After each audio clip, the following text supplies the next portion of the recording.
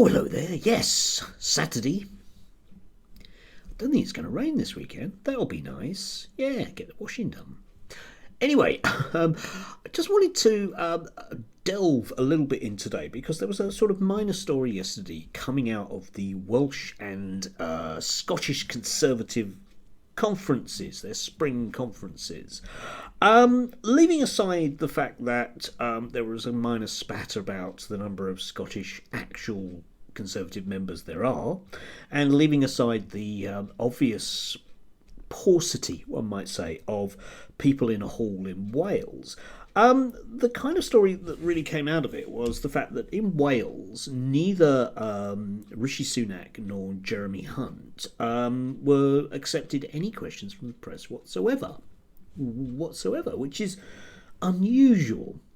And later on, Rishi Sunak tried the same trick in Scotland, whereby only certain newspapers would be allowed into the press conference, like the Scottish Sun, Scottish Mail, Scottish Express, and Scottish Not Going to Be Awkward other paper.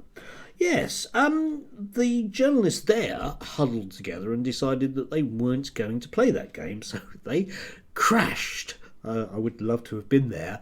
The press conference, at which point the government kind of relented, and there was some questions were allowed to be asked under the understanding that no one would say a word about it.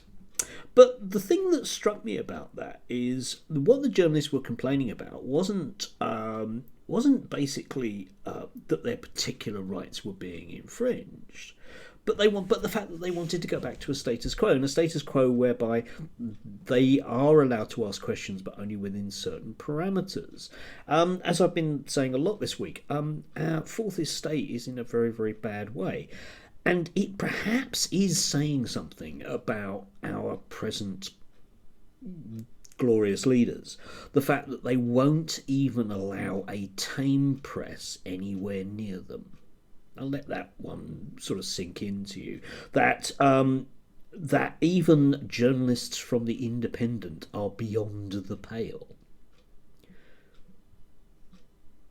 I think we live in some very odd times, and it would perhaps be nice if some journalists could actually hold some people's feet to the fire.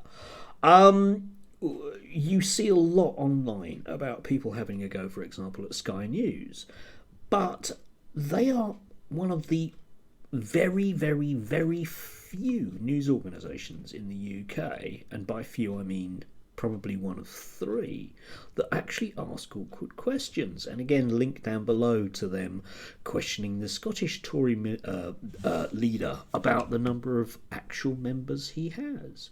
Why don't we get more of this stuff? Yeah?